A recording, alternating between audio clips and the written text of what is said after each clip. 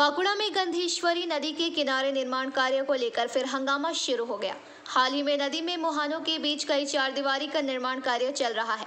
इस निर्माण कार्य में सत्ताधारी दल के एक श्रमिक नेता का नाम भी शामिल है।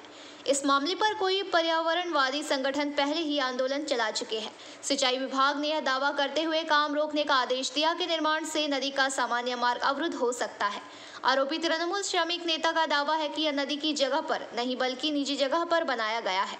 पिछले कुछ वर्षों से बांकुड़ा में मानसून के दौरान गंधेश्वरी नदी में एक के बाद एक भयानक बाढ़ देखी गई है, लेकिन अभी भी हालत नहीं बदले है। हाल ही में उस नदी के तट पर कई निर्माण कार्य शुरू हुए हैं और उन निर्माण कार्य को लेकर विवाद शुरू हुआ। आरोप है कि इन निर्माण कार्यों में सत्ताधारी दल के मजदूर संघ नेता युवराज मिश्रा समेत कुल 12 लोग शामिल हैं। शहर के पर्यावरणविदों का दावा है कि यह निर्माण वास्तव में नदी के मार्ग को ही रोक देगी। हाल ही में सिंचाई एवं जलमार्ग विभाग ने इस दावे के साथ फिलहाल निर्माण को रोकने का आदेश दिया है।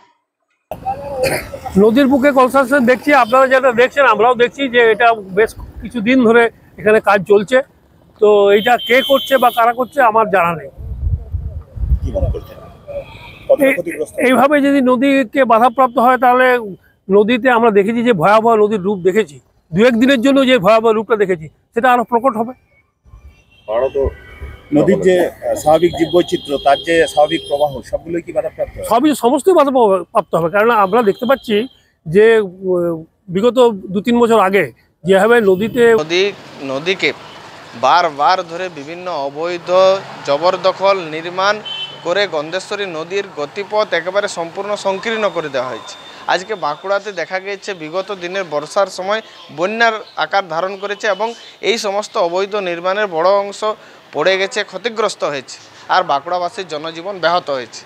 আজকে দেখা যাচ্ছে শাসক দল ডিপার্টমেন্ট যেটা রোধের নির্দেশ দিয়েছেন সেটা সঙ্গত কারণেই দিয়েছেন এবং নিয়ম মাফিক করছেন। আধিকারিকদেরকে আমরা ধন্যবাদ জানাবো। আর এই বিষয়ে কি বলবো বলুন দিন, এদের প্রতি তীব্র ঘৃণা যারা নদীর উপর কনস্ট্রাকশন করতে যায়।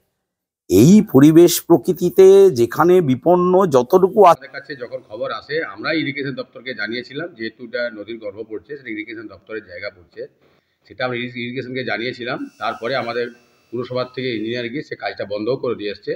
পরবর্তীকালে ইরিগেশন দপ্তর থেকেও লোক গিয়ে সে কাজটাও বন্ধ করেছে। হ্যাঁ, ওটা আমরা খবর ছিল না আমাদের কাছে, আমরা খবরটা পাওয়ার সাথে সাথে আমরা স্টেপ নিয়েছি এবং যথারীতি আমরা সেই আমাদের পৌরসভাতে ইঞ্জিনিয়ার গেছে, সেখানে গিয়ে কাজ বন্ধ করে দিয়ে এসছে। এখন দেখুন কাজ অলরেডি বন্ধ হয়ে আছে। পুলিশও গেছিল, সেখানে ইরিগেশন দপ্তরের লোক গেছিলো, মিউনিসিপ্যালিটি গেছিলো, সবাই মিলে গিয়ে কাজটা আমরা বন্ধ করে দিয়েছি। যেহেতু